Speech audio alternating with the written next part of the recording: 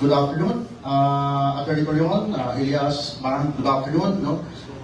Before sa press conference proper, may we hear an opening statement from Attorney Torion and maybe from Elias, Elias of Attorney Torion's door.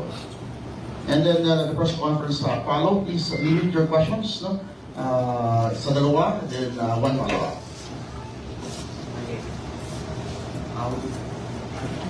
Hello, my guest.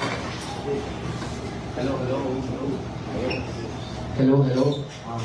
Magandang gabi po sa kanilang lahat. I am Attorney Israelito P. Torion. Assalamualaikum warahmatullahi wabarakatuh. Nandito po kami ngayong gabi to inform the public that we have formally filed a petition for declaration of nullity of contract and for cancellation of contract. Petition for declaration of nullity of contract and for cancellation of contract, accounting, damages, attorney's fees, with prayer for TRO and or preliminary injunction. Ang plaintiff po dito ay sila Elias G. Lintukan Jr. at ang lahat po ng member ng Elias JTV Band. Naka-enumerate po ang lahat po ng members po ng Elias JTV Band against their manager Beverly Pumikpik Labad-Labad. We already issued to you previous to the press conference a press statement as to why we filed this instant complaint before the RPC of Kidapawan, and the same explained that essentially our stand is the contract is void, not only voidable. Meaning, anong ibig sabihin yan? Wala pong visa yung kontrata po na napirmahan ni Elias dahil po yung kontrata po na iyon ay walang consideration. When I say walang consideration, at the time of the signing of the contract in April of 2025, April 4 to be exact, right? In Dumaguete City, the same, the Elias Lintukan or Elias JTV Band was already well known not only in the country but abroad as well. He was already a singing sensation. The band itself is widely known, while the manager Beverly Pumikpik Labad-Labad had no history whatsoever of managing any talent. And as a matter of fact, in her previous declarations, she admitted that she had no history of managing artists. So therefore, there is no claim that she had any contribution at all in so far as the popularity of Elias JTV Band itself or Elias himself. So, when you sign a contract with a very well-known artist, there are three elements: cause, object, consideration. Was there a cause? Yes. Was there an object? Yes, but there was no consideration. So therefore, we feel that there was no contract at all since one of the essential elements is missing, is absent. So therefore, it is void. Second, it was likewise, there was also dolo causante. What is the meaning of that? There is fraud in the causation of the contract, which means that at the time when the contract was signed, there was fraud employed by Beverly such that she made Elias believe that she was very rich or she is very rich, that she had all connections, and that her only intention is to help. Ang kanya lang daw nasa puso ay pagtulong daw kay Elias at wala daw siyang balak na magkapera dito. Pero iba po ang nangyari. Kasi sa kontrata pong pinarmahan na hindi dali-dali, kasi si Elias at that time and the band also had to respect the contracts that they had concerning the show that they have to be present. So, pinakita sa kanya without explanation, walang chance na maka-question sa details si Elias, at wala siyang chance na makakuha ng abogado para magkonsulta, pinapirma. Blanco yung consideration kung magkano yung share ni Beverly Labad-Labad. Maglabad gini ang ulo. Why? Kasi nung pinakita na uli, kasi hindi siya binigyan ng kopya ng kontrata. Naka-indicate na yung 30%, pero yung other, anong basis ng 30%, blanco pa rin. Ang nakuha kami. Tapos, kung anong corporation na itayo niya later, maski wala siyang contribution, 30% pa rin ang kanya at bilihin niya 50 pesos per share. Mas barato pa ang suka sa mong silingan kaysa sa iyahang share sa pagpalit sa corporation. There are so many grounds that we cited in the complaint such that we feel that it is null and void at the very beginning and it should be stopped. Okay? Pati nga yung kontrata, kung basahin ninyo, saan sila pumirma? Dumaguete City. Wala siya, pumirma siya. Saan ang notarization? Quezon City. Tinanong ko si Elias, kilala mo ba yung lawyer na nagpirma? Iyo? Hindi niya kilala. Pwede ba yan under na notarial law na magnotaryo ka sa isang kontrata na hindi mo nakita yung nagpirma? Hindi po pwede yun. Bakit po nagkaganoon? Tapos, pumirma po kasi nagmomonitor daw sila kay magbabantay na mag-file daw ng cyber libel. Let's get it on. Bantayan niyo ako. Okay. So, kasi napilitan lamang kami mag-file talaga because we were hoping na something would intervene na pero nagpadala pa sila ng nagpa-conduct pa sila ng press con kagabi, ang anghang ng mga salita ko. At tinakot pa kami. Naku, taga North Cotabato ito, taga Davao del Sur ako. Takutan ng gusto niyo. Dito tayo. Kami walang takutan. Nag-file na lang kaagad kami ng kaso after, of course, sending a demand letter to, Beverly. Is a demand letter a legal requirement? No. Why? Because when the contract is void, there is no need for a demand letter. Yet, we sent a demand letter. As to whether or not she was duly informed by her staff, that's their problem, not our problem. Okay? So, naghahan siya ng manager. Hindi po yung halos mama na o ano ba. Kasi, maski personal life, nakikialam na. At saka yung sa mga, sa mga miyembro, pag hindi maka-attend ng meeting na wala namang proper notice or kung meron man, meron silang right justification, i-fine ka agad. Magkano? 50,000. Basahin mo yung kontrata doon sa kanilang pinapirma na hindi nila nabasa ng maigi. Wala namang nakasaad doon na pag maka-attend ka ng meeting, maka-absent ka, 50,000 ang fine. Mas mataas pa ata ang kanyang fine kaysa yung aso mo makakagat ng ibang tao. Matindi ito. Tapos, meron ba yung due process? Wala po. Diretso lang. Fine. Tapos, kung may mag-express ng opinion, memorandum ka agad. Gusto ko tanggalin yung backup singer pa. Naku. Ano ba yung plano niya? Siya na siguro mag-backup singer. So, hindi po pwede yun. Kung meron kang maliit na power, huwag mo i-exercise yan in such a way that you will also, probably to the eyes of other people na may kapangyarihan ka, exercise it in such a way as not to hurt also other people. Yun lang po. At saka, marami pa pong iba na sinay po namin doon sa complaint. Attorney Torion, I'm sorry to interrupt you. Hearing that explanation, sir, would it mean that there was intimidation by Elias when he signed the contract with the former manager, sir? Not necessarily intimidation, but there was fraud that attended in the signing of the contract. Fraud in the sense that it was a causal fraud, Okay. not dolo incidente, not incidental fraud, but causal fraud. Kasi si Elias, maganda naman si Ma'am Beverly.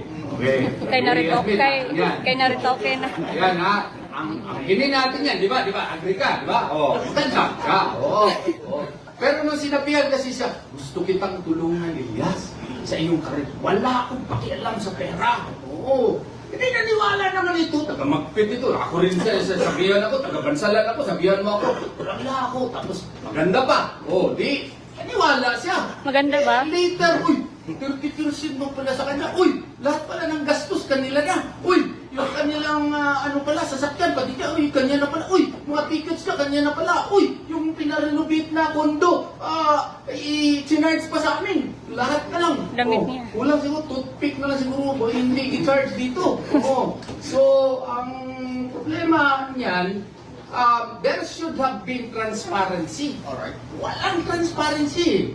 Walang explanation. Lahat ng mga expenses, siya lang ang nagde-decide. Oo. Tapos, lahat ng mga gigs, pati hindi siya konsultahin, siya lang nagde-decide. Oh, you have to follow. If you do not follow, I will impose a fine. Parang medyo hindi ata tama. So meaning, Attorney Torion, wala akong napika si Elias na amount after ng kanyang mga gigs, binibigyan na siya ng kanyang share, parang gano'n ang ibig sabihin. Yung hindi nga klaro din, pati yung sharing. Okay. Kasi yung sa kanya, after a week, minsan bigyan lang siya ng 100,000, minsan 150, walang klarong accounting. Yun po ang klaro po dyan. Of course, pag mag-usap na sila ngayon, pag mag-press-con sila, later on, meron na yan accounting, pero nag-file naman kami ng kaso. Huli na. Huli na. Attorney Torion from Luigi Anatutor from Brazilian Broadcasting Corporation. They made mention last night on their press conference that Elias and his family should be grateful pa because ang ginawa nila is partnership. Partnership daw. Ano po ang explanation? Alam mo yan. Yan din ang isang rason bakit void yung kontrata. Kasi kung manager ka, may fiduciary relationship yan. Okay? What is a fiduciary relationship? It is a relationship characterized by trust and confidence. You said that siya lang ang nag-fill up ng 30%. Oo. Tapos, pinapirma siya na naman ng articles of partnership. 50% na siya. Oo. Owner na. Akala ko ba, ahente ka? May ahente ba na mas powerful pa sa principal? Uy, kuyaw ni. Karon, after that, naging partner na. 50% pa. Conflict of interest ang tawag dun. Hindi mo maintindihan kung ano ba talagang role mo. Ano ba role mo? Ahente ka o partner? Bakit? Nakikita ba natin siya doon? Kasi 50-50 na kumakanta rin, kumikiyod-kiyod din para makita ng mga tao. Wala man. Pasensya na kayo kasi medyo galit ako. Hindi naman ako, kalma ako, di ba? Pero pag insultuhin ako ng ating mga kaibigan dyan, ng mga taga-Manila, ng mga kaibigan ng mga abogado dyan, lumalaban si Atty. Torion. Hindi, walang respectful ako. Pero kung insultuhin mo ko, manginsulto ko. Attorney Torion, in relation to that, one of your posts earlier, you made mention, non-verbatim na ayaw niyo daog-daoga ang taga-Bukid kaya yung so-called name. Sa iyo, sa press conference last night, may mga defamatory remarks na na-note ninyo? Wala na. May mga threats, legal threats, mga ganon. Pero in her previous declarations kasi, in her previous, of course, kagabi, masyado siya mabait kagabi kasi marami mong nakatingin. You see what you get. You see what you get. I am a little bit hyped up different from the cool Attorney Torion because I was insulted last night. I don't feel good about So, pagpasensyahan nyo na. Pero kagabi, I have to emphasize, medyo mabait si Ma'am Ma'am Beverly po kagabi. We should give her credit for that, no? Pero in her past declarations, parang merong mga mga statements, parang lang merong mga statements na parang nakakapanglahi po. Yun po. Attorney, can we ask Elias? Yes, please. Elias, pwede niyo nito bagundong or no? Tungkol sa inyo was there, ba intimate relationship with you? No comment ko na. Sige, thank you. Follow this. Follow-up question. But I like the question. I'd like to ask Elias, human ano yun, it's a turmoil magutaw, ikan sa una na manager to next manager, wala pala kumusta to eh. I'd like to know lang, kumusta ka ba? Hindi pa niyan, sir. Okay ra may komende. Wala may problema sa mga siguro, sa ilang may problema, pero sa mga wala problema. Murag nagkatidubakay ba doon sa una tong si Ma'am, ang imuhang Mrs. ay imong manager sa social media. Naka-apekto ba niya sa imong performance niya sa imong mga tweets? Eh siyempre as a partner sa kong pinalangga, siyempre yung dauto ng ato ang pinalangga, siyempre maapektuhan din po na akong performance kasi dili lapas naman sa boundaries din.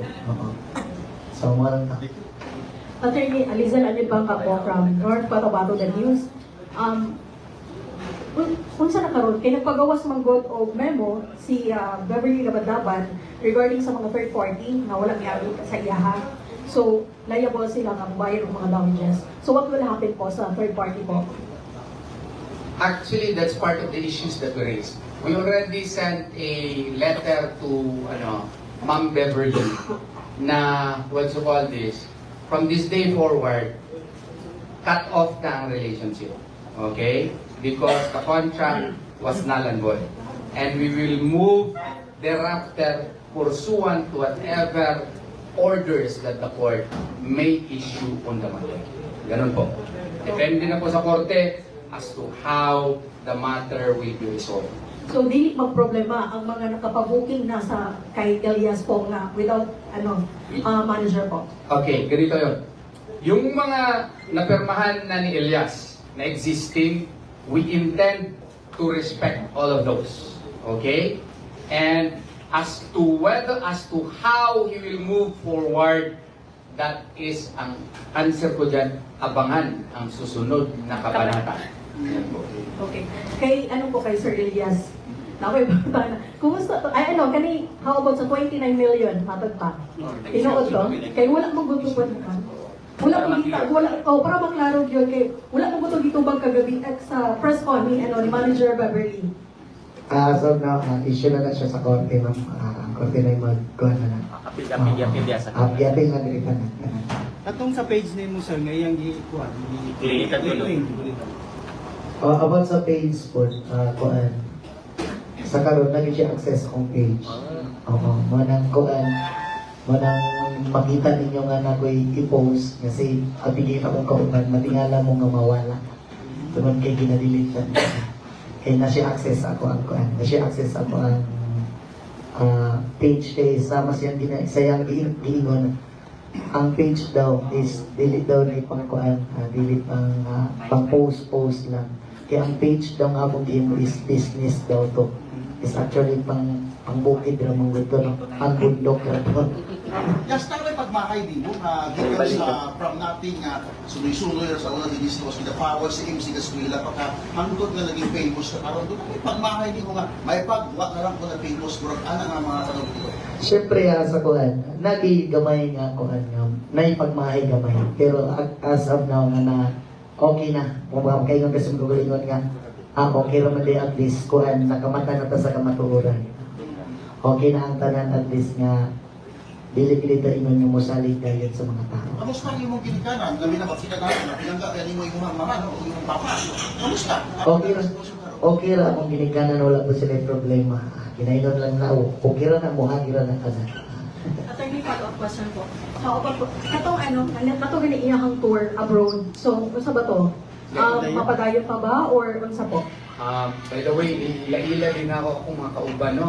Si Attorney Vanessa Escritor, no? Si Attorney Campaner, si Attorney Nasi Gonzaga, no?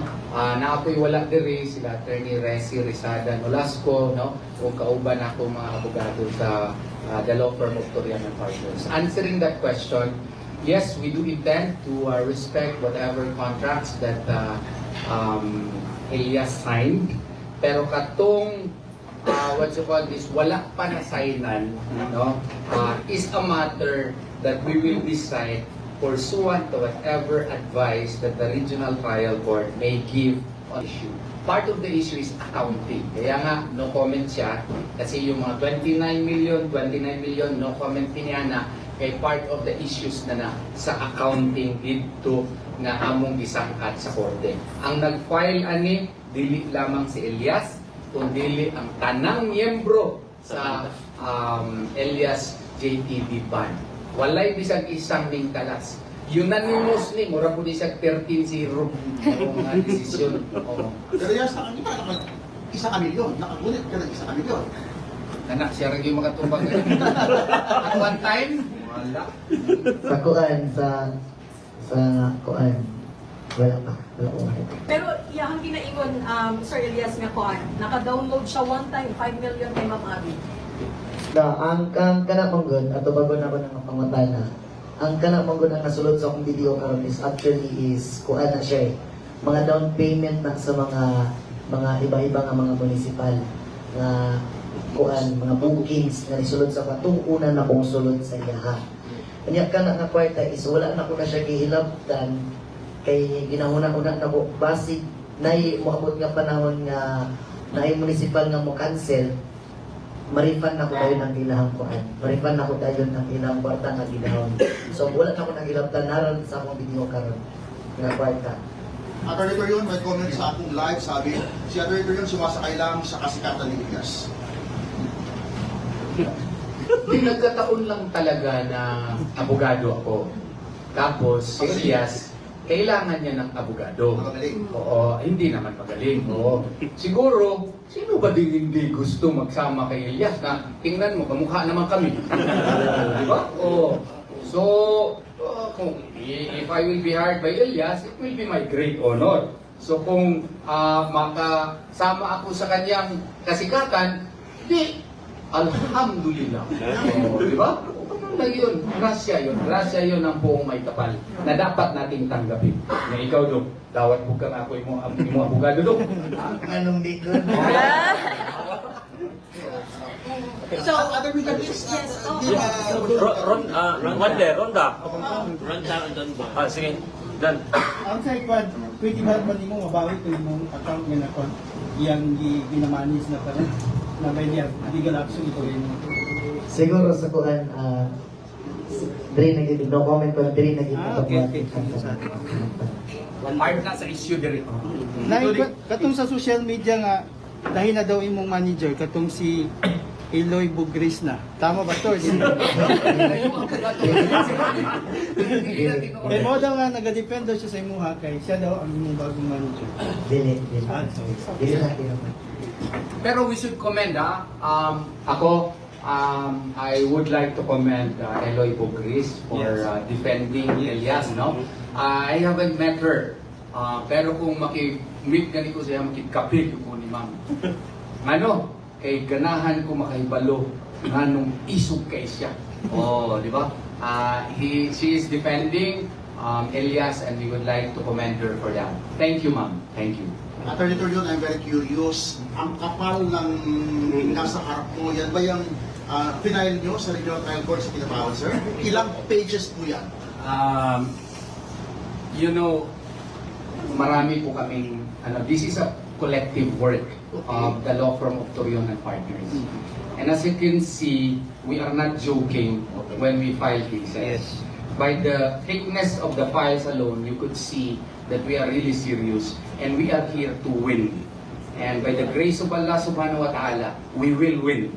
So, This is more than 300 pages na complaint, and this shows our seriousness in fighting for the causes of Elias, because he is, you know, a budding and now one of the best artists that North Cotabato has ever produced, and he should be given his freedom to chart his own destiny away and cut off from whatever factors that are trying to hold him down. Is Dr. Torion confident to win this case, sir? Well, by the grace of Allah subhanahu wa ta'ala, I believe in the cause of my client, and therefore, he will allow us to win in this case.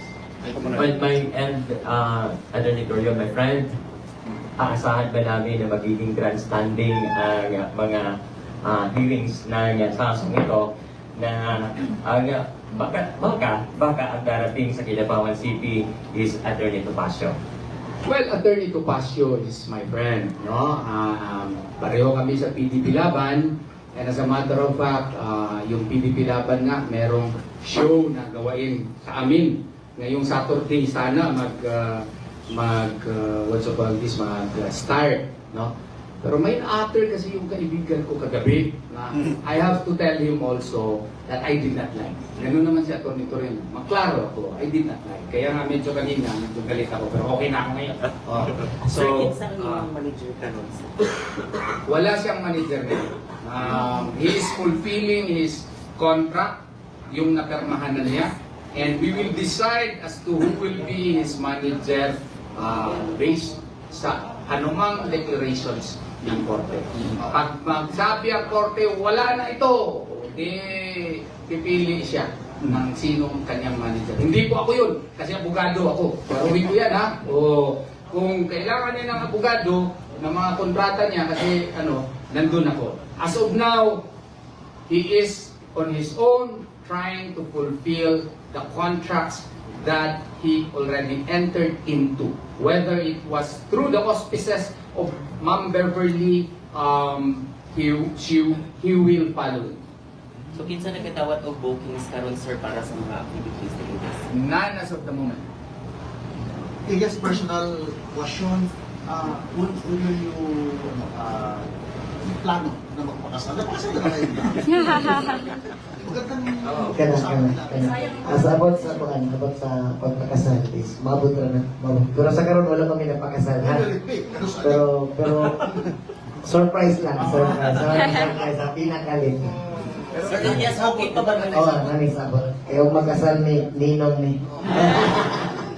Attorney Torion, from my end, siguro, what is your assurance in legality kay Elias, his bandmates, and their family na dinis na makadawat og threat, especially dito sa mga producers nga dili na nila madayon ang mga shows? No, actually, as to shows that he already committed to attend, like for example, the US show, World Tour, no? Elias has no plans of not complying with the same. Okay? He will comply. I have advised him that. And he will perform. Provided, of course, na ma-approve ang visa, kanang mga magikinahanglan. Walay dili tumanon si Elias, sumala sa kontrata. Ang kontrata lamang niya ni Ma'am Beverly ang ipakat off na mo. Kay murag sa among tanaw, pwede mi magkamali. Wa na gyud na mao. So last na siguro kay Sir Elias, kadagan-dagan sa abogado, ganun si Atty. Torion Manimaka. Kana wala nindot na pangutana. Sa kadagdagan nga abogado si Atty. Torion ang akong gipili kay kabalo ko nga balutas ginamay tanan. Basta pinahagi sa iya o sa tapaw, pinahagi sa iyang tapang sa mo. Kung kinasalikan mo naman si attorney, siyempre siya mo nang ipili kay kwapo mong gutong kayo. Elias, siguro, mensahe niyo sa inyo mga followers and mga fans. Sa mga sa mga nabalangkan ako diha ng mga followers no, sa mga basher na ko diha no. Relax lang mo diha kay mahuman balitanan. O sa mga tinuod nga nagasuporta diha, salamat kayo sa inyo ha. O amping mo kanunay, God bless always sa inyo, more blessings sa inyo ha. O walay katapusang pagpasalamat ako sa inyong tanan sa pagsuporta na namo sa Elias GTV Ben. Salamat kayo sa inyo sa pag-usap ko. Unta, natubag na namo tanan ng inyong mga pangutana nga dugay na ninyo nga ginapaabot. Pero you still have ano tawag dito, interest to talk to your former manager. Yung tayo mong dati nga manager, Elias, istorya pa kaniya doon? O mo ang panahon nga kuwan, wala may problema. Pero ka-text mo na. Sir Elias, after ani nga kaso, kung mahimong successful nga kaso, mas susunod ko refer sa inyong grupo mo, kaya mo o bago nga manager or mas prefer nila kamukha na lang? Siguro, dili pa na ako matubag sa karon. Siguro, saan na ako matubag kung mahuman na nila ang kaso na ano. So makita ka diri sa probinsya sa North Cotabato, Sir Elias, sa Libungan, karon gabi o sa Kabakan and Magpet. Oo. So sa abangan sa imong diri sa probinsya. Saan? Sa abangan nila sa imong diri. Siguro, The same energy ba gihapon? siguro ang abangan na sa tuka, kung sa mga kailang nakita na energy na ko, siguro duplihon ko. Isang Kasi uhahay kami na siya. siyempre mas nindot magod kung mo trabaho ka kung malipayon na ka. Wala na ibabag sa imong una-una. Isang uhahay daw. Isa ka kanta daw, isa ka kanta. Salamat sa inyo habanan. Uhahay! Thank you, thank you. Sabi sa ibang iitang mga abogado. Yes. Ito, tatapos natin live ngayon sa